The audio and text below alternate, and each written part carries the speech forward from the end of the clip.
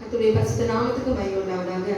இன்றைய Holi spirit ministers வழியாக கர்த்தருடைய வார்த்தைகளோடு நாம் பகிர்ந்து கொள்வதிலே நாங்கள் சந்தோஷப்படுகிறோம். இது கர்த்தர் நமக்கு தந்த மனமகிழ்ச்சி நாள். இது கர்த்தருடைய பரிசுத்த ஓய்வு நாள்.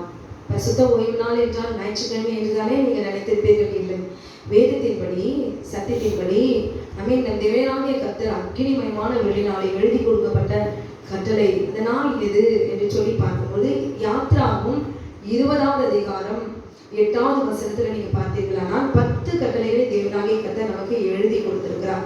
ஒவ்வொரு மனுஷனும் தன் வாழ்நாட்களிலே தேவன் கொடுத்த நீதியின் பாதையில நடக்க வேண்டும் என்று சொல்லி இந்த கட்டளைகளை கீழ்ப்படிந்து நடக்கும் பொழுது நாம் ஆத்துமா இளைப்பாரி நாம் எழ வேண்டும் என்றால், உயிர்த்தெழ வேண்டும் என்றால் தேவனாகிய கர்த்தர் இந்த நாளை நாம் கீழ்ப்படிந்து ஆராதித்து ஆசரித்தே ஆக வேண்டும்.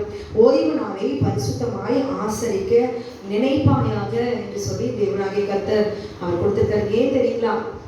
நினைப்பாயாக ஆசரித்தே ஆக வேண்டும் என்று தேவனாகிய கர்த்தர் தன்னுடைய மகிமையை அப்படியே அடித்து அவர் வாங்குகிற தேவன் அல்ல. அல்லேலூயா. மனிதன் அவனுடைய இஷ்டத்துக்கு ஏற்றபடியே விட்டுட்டார். அவன் சுபாவம் அப்படிதான். தனக்கு இஷ்டப்படி இருந்தால் அவன் வருவான், இல்லைன்னா அவன் விட்டு போயிடுவான். அப்போ தேவனுடைய வார்த்தைக்கு யார் கீழ்ப்படுகிறார்களோ பரலோக ராஜ்யத்துக்குள்ளாக தேவனோடு இருக்க வேண்டும் என்று, நாம் மரித்த பிறகும் பரலோக ராஜ்யத்துக்குள்ளாக போக வேண்டும் என்று யார் விசுவாசிக்கிறார்களோ அவர்கள் 10 கட்டளையின்படி வாழ்வார்கள். ஓய்வு நாளை பரிசுத்தமாய் ஆசரிப்பார்கள். வெள்ளிக்கிழமை சாயங்காலம் 6 மணியிலிருந்து சனிக்கிழமை சாயங்காலம் 6 மணி வரைக்கும் ஒரு நாள் தேவனுடைய ஓய்வு நாள். 7 நாள் இருக்கு, 6 நாளும் செலவிடுகிறோம். அல்லேலூயா.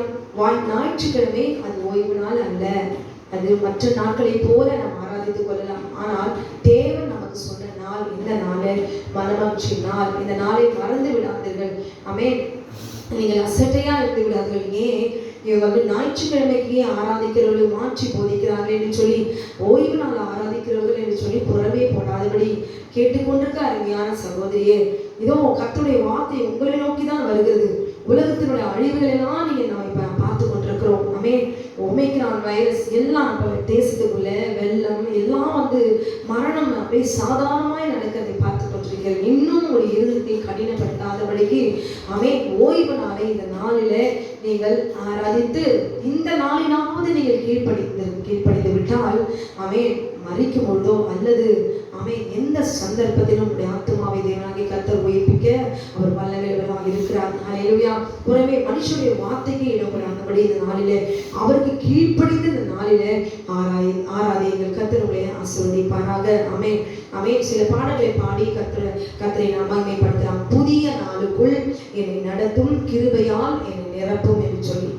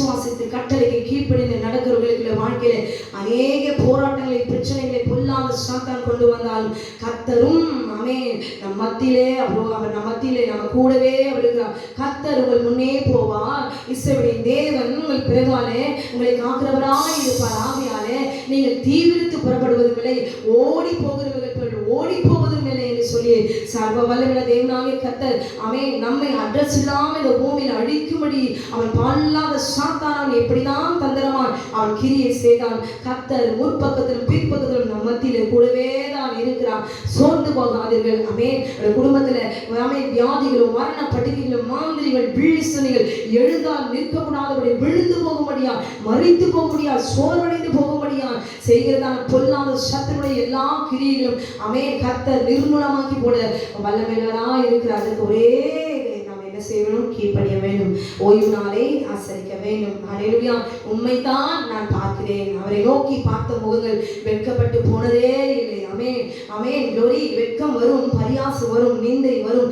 ஆபிரகாமுக்கு 100 வயதுல ஆமென் பரியாசம், நிந்தை, மற்றொரு மத்தியில இப்படி ஏளனமாய் இந்த கிழவியாய் இருக்கும்போது நான் கர்ப்பம் தரிக்கிறேன் என்று நகைத்தான் சாரன். ஆமென். கர்த்தர் எந்த நேரத்தில் மகிமைப்பட வேண்டும் என்று வைத்திருக்கிறாரோ கர்த்தர் அவர்களை குணப்படுத்தி மகிமைப்படுத்துகிற கர்த்தர் நம் மத்தியில இருக்கிறார். அவரை நோக்கி நான் பார்ப்போமா? ஹல்லேலூயா. உம்மைத்தான் நான் பார்க்கிறேன், பிரகாசம் அடைகிறேன் என்று சொல்லி ஆமென் விசுவாசத்தோடு கூட கரங்களை தட்டி உற்சாகமாய் பாடுங்கள்.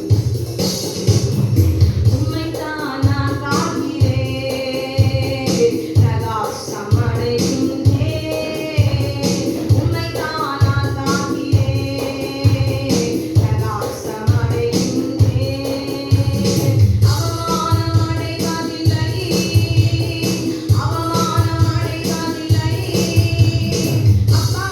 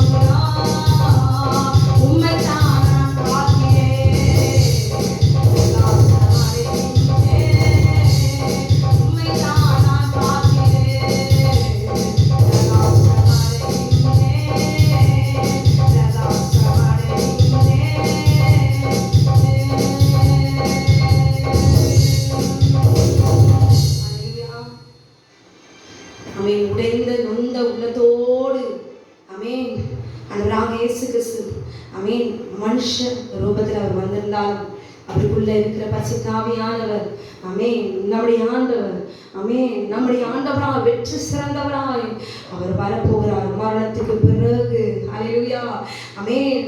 எல்லாருக்கும் சூழ்ந்து கொண்டிருக்கிற வேளையிலே அவர் வந்து பூமியில வந்தபோது பெரும்பாலான ஸ்திரீ பிசாசுகளை துரத்தி குருடரின் கண்களை திறந்து செவிகளை கேட்க வைத்து ஊமையினை பேச வைத்து மறித்து 4 நாட்களான ஆமென் லாசருவை உயிரோடு எழுப்பின கர்த்தர். ஹல்லேலூயா. சர்வ வல்லமையுள்ள தேவன் யாவீருடைய மகளை உயிரோடு எழுப்பின கர்த்தர். ஹல்லேலூயா. அவர் வஸ்திரத்தை தொட்டவர்கள் எல்லாம் சுகமடைந்தார்கள் என்று பார்க்கிறோமே. ஹல்லேலூயா. இப்பொழுது உள்ள வார்த்தையை நாம் படிக்கும் பொழுது உடைய ஆத்துமா அனல் மூட்டி எழுப்புகிறது. நாம் சோர்ந்து போகிற வேளையிலே ஏன் இவ்விதமான பாடுகள் வேதனைகள் தரித்திரங்கள் மத்தியிலே கடந்து போகிறோம் என்று ஆமென் புரியாதபடிக்கு ஏன் தேசம் இந்த அளவுக்கு நாசமாய் போய்கொண்டிருக்கிறது அறிந்தும் அறியாதது போல இன்னும் கர்த்தரிடத்தில் நெருங்காதபடி நாம் வாழ்ந்து கொண்டிருக்கிறோம். ஹல்லேலூயா. ஆனால் சர்வ வல்லமையுள்ள தேவனாகிய கர்த்தர் பிதாவின் சித்தத்தை நிறைவேற்றும்படிக்கு பூமியில இறங்கி வந்து ஆமென் ஒருவரையும் பாராமல் தேவனாகிய கர்த்தர் ஆமென் ஹல்லேலூயா புறஜாதிகளை மீட்கும்படி இருளின் அடிமைத்தனத்திலிருந்து விடுவிக்கும்படி சர்வ வல்லமையுள்ள தேவனாகிய கர்த்தர் இரவும் பகலும் ஆமென் தங்க இடமில்லாமல் மலைகளிலும் ஆமென் வனாந்தரத்திலும் தங்கி நமக்காக சர்வ வல்லமையுள்ள தேவனாகிய கர்த்தர் நம்மை பரிசுத்தமாக்கி நம்முடைய ஜீவனை நித்திய ஜீவனாய் மாற்றும்படிக்கு கடைசி நேரத்தில் அடி வாங்கி ஆமென் நிர்வாணமாய் நின்றார். ஹல்லேலூயா. ஒரே ஒரு வார்த்தை கேட்கிறாங்க ஜனங்கள், நீ சிலுவையிலிருந்து இறங்கி வா, அப்ப நான் விசுவாசிப்பேன் என்று சொல்லி. ஹல்லேலூயா. யோரி சிலுவையில் இருந்து இறங்கி வந்து அப்படி காமிச்சுட்டா அவர்கள் எல்லாரும் விசுவாசித்து இப்பொழுது அவர்கள் எல்லாரும் எப்படி சொல்வாங்க, நீரே மெய்யான தேவன் என்று சொன்னால் அது கர்த்தருக்கு மகிமையா இருக்குமோ? இல்லை. தேவன் சொன்ன கட்டளையின்படி ஓய்வு நாளை பரிசுத்தமாய் ஆசரிக்க நினைப்பாயாக என்று சொல்லி பிதாவாகிய தேவன் எழுதி கொடுத்த கட்டளை அப்படியே குமாரனாகிய ஆமென் இயேசு கிறிஸ்து ஆமென் மனுஷ குமாரனாய் வந்தபோது நம் மத்தியிலே அவர் ஊழியம் செய்தார். மத்தேயு 12வது அதிகாரத்தில் சூம்பின கையுடனை பார்த்து ஆமென் உன் கையை நீட்டு என்று சொன்னபோது அது மறுகையாய் மாறி போனது. ஆமென். அப்படிப்பட்ட சர்வ வல்லமையுள்ள தேவனாகிய கர்த்தர் ஆமென் எல்லா ஜனங்களுக்கு மத்தியிலே அப்படியே நிர்வாணமாய் ஹல்லேலூயா உங்களுக்காகவும் எனக்காகவும் நம்முடைய பிள்ளைகளுக்காகவும் சந்ததிக்காகவும் கர்த்தர் அப்படியே பொறுமையாய் அமைதியாய் பேசாமல் அமைதியாய் அவர் நின்றார். எத்தனை அவமானங்கள் பாடுகள் ஆமென் வேதனைகள் நிந்தைகள் பரியாசங்கள் ஹல்லேலூயா இவர்கள் பிசாசுகளை துரத்தினானே இவர்களை குணப்படுத்தினானே என்று சொல்லி அநேகர் ஆமென் அவர்களை அவருடைய அற்புதங்களை வல்லமையை பார்த்து அவருடைய கேலி பரியாசம் பண்ணினார்கள். இன்றைக்கு கேட்டுக்கொண்டிருக்கிற அருமையான சகோதரியே, உடைய வாழ்க்கையில கூட ஏன் கர்த்தரை தேடுகிறேன், ஆனாலும் என் குடும்பத்துக்குள்ளே இப்படிப்பட்டதான இருள் இப்படிப்பட்ட பின்தொடர்ந்து வருகிறதான மரண பாடுகள் ஏன் எதற்கு என்று தெரியாதபடிக்கு இருக்கிறீர்களா? தேவன் உங்களை கொண்டு வைத்திருக்கிற சித்தத்தை நிறைவேற்றி முடிக்கிற வரைக்கும் உங்களுக்குரிய கனத்தை அவர் கொடுக்கிற வரைக்கும் வருகிற எல்லாவற்றையும் அவர் நாமத்தின் மேலே சார்ந்து கொண்டு அதை சந்திப்பீர்கள். ஆனால் இந்த ஓய்வு நாளில் கர்த்தர் உங்களுக்கு புரிய கனத்தையும் ஜெயத்தையும் கொடுத்து இந்த பூமியிலே அவர் உங்களை நிற்க பண்ணுவார். ஹல்லேலூயா ஆமென். தானியேல் சிங்க கெபியில போட்டபோது ஆமென் அவர் அப்படியே ஆமென் ஓடி போனார். ஐயோ ராஜா என்னை விட்டுடுங்க, சிங்க கெபியில வேணாம், வேற ஏதாவது தண்டனை கொடுன்னு சொல்லலையே. கர்த்தர் மறுதளிக்கவில்லை. எங்கு போனாலும் நமக்கு மரணம் தான், எந்த இடத்துல வாழ்ந்தாலும் மரணம் தான். மரணத்துக்கு பிறகு நமக்கு இருக்கிற ஆமென் நித்திய ஜீவனை சுதந்திரித்துக் கொள்ள வேண்டும் என்று வாழ்கிறவர்கள் தான் கிறிஸ்தவர்கள். அதனாலதான் தாவீது சிங்க கெபியில போட்டாலும் ஆமென் என் கர்த்தர் இருக்கிறார். ஒருவேளை அங்கதான் மறிக்கணும் கர்த்தர் வச்சிருந்தாரா மறித்து போவேன், ஆனா மரணத்துக்கு பிறகு என் ஆத்துமா ஆமென் உயிர் தெழும் என்ற நம்பிக்கையில. ஹல்லேலூயா. இன்னைக்கு நீங்களும் நானும் இந்த பூமியில வியாதி இல்லாம நல்ல சுகமாய் வாழணும்னு நினைக்காதீங்க.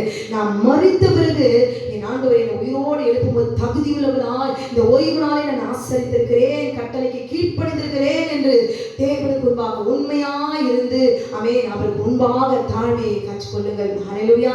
சிங்க கெபியில் நான் விழுந்தேன் என்கிற பாடலை கரங்களை தட்டி உற்சாகமாய் நாம் பாடலாம்.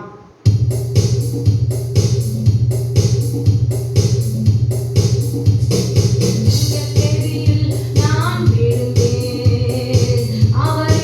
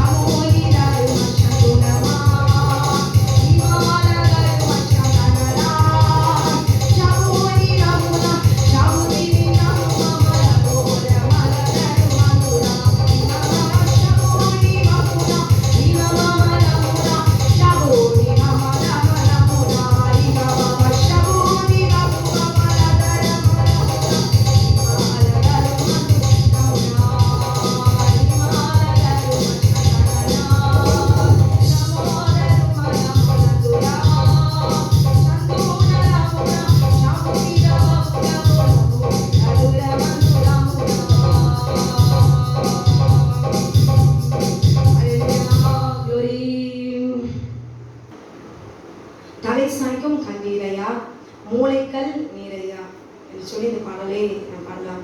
இதை கேட்டுக்கொண்டிருக்க அருமையான சகோதரியே, உங்க குடும்பத்துக்குள்ள நீங்க தலை சாய்க்கிறது கூட இடமில்லை, நிம்மதி இல்லை, இளைப்பாறவே முடியல. இந்த கொரோனா வந்த பிறகு அநேக குடும்பங்கள் வீட்டை இழந்து, பிசினஸை இழந்து, வியாதியின் மத்தியில மரணத்துக்கு எதுவாய் காணப்படுகிற இந்த நேரத்துல நீங்க கர்த்தரை நீங்க சார்ந்து கொள்ளுங்க. ஏதாவது ஒரு வழியில கர்த்தர் நிச்சயமாய் உங்களுக்கு விசுவாசத்தை மாத்திரம் விட்டு விடாதீர்கள். அல்லேலூயா. இங்க ஏசாவை ஏமாத்திட்டு இங்கேயே உட்கார்ந்து நல்லா சாப்பிட்டுருக்கலாமே. எதுக்கு ஏசாவை இப்படி ஏமாத்திட்டு ஒரே ஓட்டமா ஓடி போகிறார்? இங்க இருக்கிற நன்மையை விட வேற எங்கே ஓடி போய் எங்க பெற்றுக்கொள்ள முடியும்? எல்லாருமே ஒரு காலத்துல தவறு செய்து விடலாம். ஆனால் அதற்குடைய ரத்தத்தை சிந்தி விட்டால் பூமியில கர்த்தருடைய நித்தியத்துக்கும் அழியாத நன்மையை பெற்றுக்கொள்ள முடியும். அங்க ஓடி போகிற பாதையில கர்த்தர் கைவிடவில்லை. அங்கே யாக்கோபு கேட்டது என்ன? இருக்கிற இதுவரைக்கும் தாய்கிட்ட நல்லா சாப்பிட்டு தகப்பனோட சந்தோஷமா இருந்த யாக்கோபு அங்க போற வழியில அந்த பாதையில அவர் கேட்டது என்ன தெரியுங்களா? நித்தியத்துக்கும் அழியாத ஒரு ஐஸ்வர்யத்தையும் நான் கேட்டாரு. இல்ல ஆண்டவரே, எனக்கு உண்ண ஆகாரத்தையும் உடுக்க வஸ்திரத்தையும் எனக்கு நீங்க தந்து நான் மறுபடியும் திரும்பி என் தேசத்துக்கு திரும்பி வருவதற்கு நீங்க தயை பாராட்டணும். அப்படி நீங்க செஞ்சீங்கன்னா நான் உங்களுக்கு என் தலை சாய்ந்த இடத்துல நான் ஒரு வீடு கட்டுவேன். அங்க ஆண்டவர்கிட்ட பொருத்தனை பண்ணினான். அல்லேலூயா. அறியாமல் தவறு செய்துட்டு இங்க பாருங்க, இப்படிப்பட்ட ஒரு வேதனை மத்தியில அந்த கல் எடுத்து தலையில வச்சு படுத்துக்கிட்டு அவர் பொருத்தனை பண்ணி, ஏன் எதற்கு ஏமாத்தணும்? கூட பிறந்த அண்ணன் தானே. அல்லேலூயா. அண்ணன் சாப்பிட்டா என்ன, தம்பி சாப்பிட்டா என்ன, யார் சாப்பிட்டா என்ன, எல்லாம் ஒரே ரத்தம் தானே. அந்த எண்ணம் ஏன் இல்லை? இதை கேட்டுக்கொண்டிருக்க அருமையான சகோதரி, உன் குடும்பத்துக்குள்ள அண்ணன், தம்பி, தங்கச்சி, இப்படி பல பேரோடு கூட பல பிள்ளைகளை பெற்றெடுத்து ஒரு குடும்பமாய் நீங்க குடும்பத்துக்குள்ள ஒரு பிரிவினை, சண்டை, ஒரு பிள்ளைகளுக்கு அதிகம், ஒரு பிள்ளைக்கு மேல பாசம், இன்னொரு பிள்ளை மேல பாசம் இல்லை, அப்படி பிரிவினைகளோடு கூட வளர்த்து விடாதீர்கள். அல்லேலூயா. மூத்த பிள்ளை என்றால் அவர்களுக்கு ஒரு கணம், கடைசியாய் பிறந்த பிள்ளைகள் என்ன அவர்களுக்கு ஒரு கணம். அப்படி வளர்க்காதீங்க. ஒவ்வொருக்கும் ஒவ்வொரு விதமான முகத்தை பார்த்து அவர்களுக்கு கனத்தை கொடுக்காதீங்க. எல்லாமே உங்க வயிற்றுல பிறந்த பிள்ளைதான். சரிசமம். ஒரு பிஸ்கெட் எடுக்கிறீங்களா, 5 பாகமா ஒரு 3 பாகமா அது சரியாய் விட்டு கொடுக்க கற்றுக்கொள்ள வேண்டும். அல்லேலூயா. இவன் மூத்தவன்கிறதுக்காக அவனுக்கு அதிகமா, சின்னவன் கீழே பிறந்தவன் அவன் வயசு கம்மி, அதுக்காக அவனுக்கு கொஞ்சம் கம்மி. அப்படி அல்ல. அங்கதான் தொடங்குதே பிரிவினை, அங்கதான் தொடங்குது போட்டி, பொறாமை, வன்கண். அல்லேலூயா. இந்த கனமெல்லாம் நீங்கள் ஆகாரத்திலேயோ வஸ்திரத்திலேயோ அன்பிலேயோ காண்பிக்காதீர்கள். அல்லேலூயா. கொடுக்கிற ஆசீர்வாதத்துல சரி சமமாய் கொடுக்க கற்றுக்கொள்ள வேண்டும். ஏசாவுக்கு மாத்திரம் அவர் கொடுத்தார். அல்லேலூயா. ஏசாவை மாத்திரம் நேசிக்கிறதுனால இப்படிப்பட்டதான ஒரு எண்ணங்கள் உருவாகி இருக்கலாம். ஏசாவை மாத்திரம் தகப்பன் நேசித்து கொடுக்கிறாரு, எனக்கு எதுவுமே கொடுக்கல, இப்படிப்பட்டதான கிரியைகள் ஏன் தாய் தகப்பனத்துல உருவாகுது? அப்ப போகும்போது அந்த பாதையில சாப்பாடு கிடைக்குமா? ஆண்டவரே, எனக்கு துணி கிடைக்குமா? நான் திரும்பி பத்திரமா என் வீட்டுக்கு வந்து நான் சேர வரைக்கும் நீங்க செய்வீங்களா? அப்படி செஞ்சீங்கன்னா நான் ஒரு பொருத்தனை பண்றேன் அப்படின்னு பண்ணி விதமான ஒரு ஜபத்தை அங்க செய்யலாம். அல்லேலூயா. இந்த வேதனைகளோடு கூட நீங்க கடந்து போகிறீர்கள். ஆனால் இதற்கு முன்பாக நாம் என்ன செய்தோம்? யாரையாவது ஏமாற்றினோமா? கூட பிறந்தவர்களுக்கு துரோகம் செய்தோமா? சொந்த குடும்பத்திற்கு துரோகம் செய்தோமா? மனைவிக்கு துரோகம் செய்தோமா? எந்த ஒரு துரோகத்தை நாம் செய்து இன்றைக்கு ஆகாரத்துக்காகவும் துணிக்காகவும் வஸ்திரத்துக்காகவும் நாம் கெஞ்சி போராடுகிறோம் என்பதை உணர்ந்து ஒரு பொருத்தனை இங்க இப்ப கூட கேட்டு போகல, ஒரு பொருத்தனை செய்து ஆண்டவரே நான் திரும்பி வரும்போது ஊழியக்காரனாய் ஆண்டவரே நீங்க ஆசீர்வதித்தாலுடைய நான் உம்மை போக விடேன் என்று சொல்லி அந்த கடைசி நேரத்துல போராடினாரு. அப்படி ஆண்டவரே இதெல்லாம் ஒரு பொருத்தனை செய்யற ஆண்டவரே, இதுவரைக்குமாய் நான் துரோகம் செய்து துரோகம் நான் போற பாதையெல்லாம் துரோகம், ரத்தம் சிந்தி நான் அநேக ஆண்டவரே கொடுமைகளை செய்திருக்கிறேன், ஏமாற்றுகிறேன், பாவம் செய்திருக்கிறேன், கூட பிறந்த சகோதரருக்கு நான் துரோகம் செய்திருக்கிறேனே என்று சொல்லி இந்த நாளில நீங்க செய்த துரோகத்தை உணர்ந்து நான் செய்ய மாட்டேன் என்று சொல்லி கர்த்தர் எனக்கு இறங்குவீராக, என்னை பாவத்திலிருந்து விடுதலையாக்குவீராக, நான் என்னை அர்ப்பணிக்கிறேன் ஆண்டவரே என்று சொல்லி நீங்கள் ஒரு பொருத்தனை செய்வீர்களா? இந்த ஓய்வுனால கர்த்தருடைய பிரசன்னத்தை நீங்கள் உணர்ந்து கொள்வீர்கள். அல்லேலூயா. தலை சாய்க்கும் கண்ணீரையா, மூளைக்கல் நீரையா என்று சொல்லி இந்த பாடலை நாம் கரங்களை தட்டி நாம் உற்சாகமாய் நாம் பாட ஆமென். எல்லாரும் கரங்களை தட்டி உற்சாகமாய் பாடுங்கள். கர்த்தர் உங்களை ஆசீர்வதிப்பாராக. ஆமென்.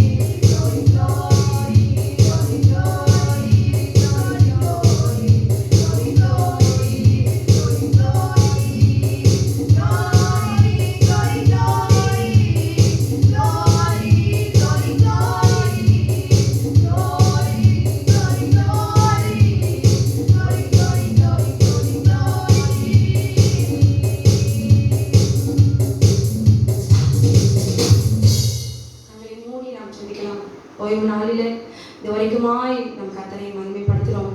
ஆமென். ஆராதித்தோம். கர்த்தருடைய நாமம் மகிமைப்படுவதாக. நீங்களும் உங்கள் குடும்பத்தில் ஆமென் குழந்தைகளை அவங்க இஷ்டத்துக்கு விடாதபடிக்கு ஹல்லேலூயா.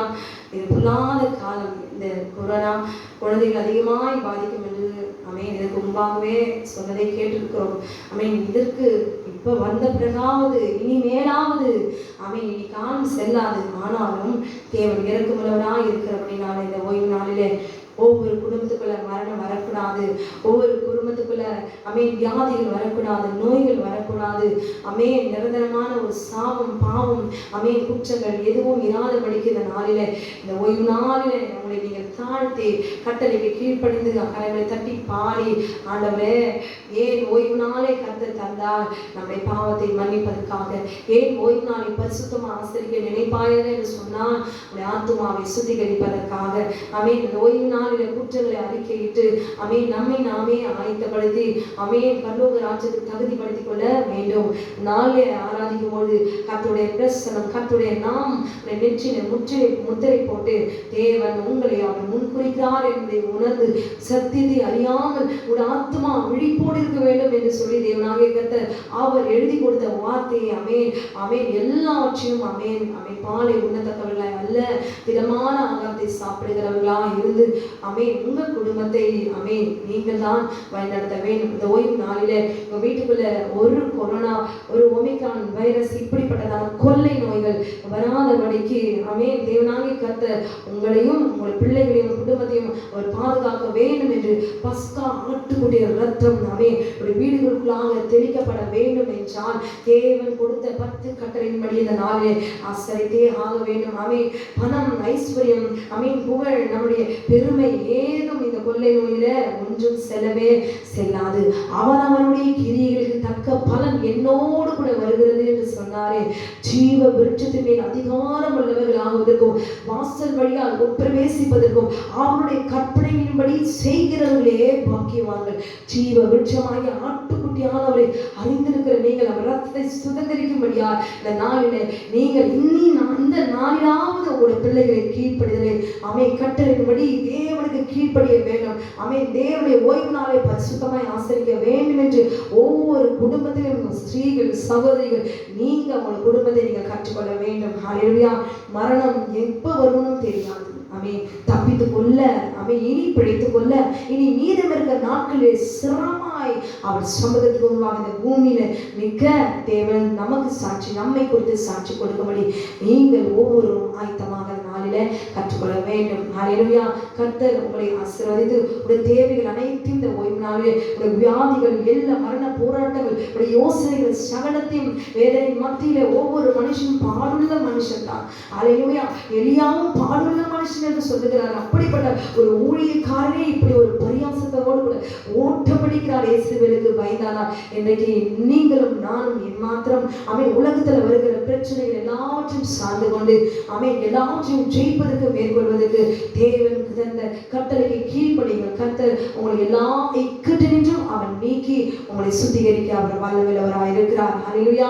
பாதுகாக்க அவர் வல்லமையுள்ளவராய் இருக்கிறார். கர்த்தர் உங்கள் முன்னே போவார். இஸ்ரவேலின் தேவன் உங்கள் பிறகாலே உங்களை காக்கிறவராய் இருப்பார். நீதியின் பாதையிலே ஜீவன் உண்டு, அந்த பாதையிலே மரணம் இல்லை என்று சொல்லி வேதத்துல நீதிமொழிகளை நாம் வாசிக்கிறோம். அப்படியே நீங்கள் விழிப்புள்ளவர்களாய் இருந்து ஹல்லேலூயா எனக்கு டைமே இல்லை, ஹல்லேலூயா வீட்டுல 2 வருஷம் வீட்டுல தான் இருக்கீங்க, எனக்கு டைமே இல்லை, ஜெபிக்க முடியல, பாட்டு பாட முடியல, டைமே இல்லைன்னா அப்ப என்ன செய்றீங்களோ ஒண்ணுமே புரியல. ஹல்லேலூயா. ஆமென். மரணம் இன்னைக்கு டிவி போடுறீங்க, எவ்வளவு ஒரு கொள்ளை நோய் மரணம் வந்து விட்டது. இந்த நாளிலாவது உங்களுடைய ஜீவனை பாதுகாக்க ஆமென் உங்கள் மனதை இருதயத்தை கடினப்படுத்தாதபடிக்கு கர்த்தருக்கு முன்பாக உங்களை தலையில வணங்கி தாழ்த்தி கற்றுக்கொள்ளுங்கள். ஹல்லேலூயா. கர்த்தர் உங்களை ஆசீர்வதிப்பாராக. ஆமென்.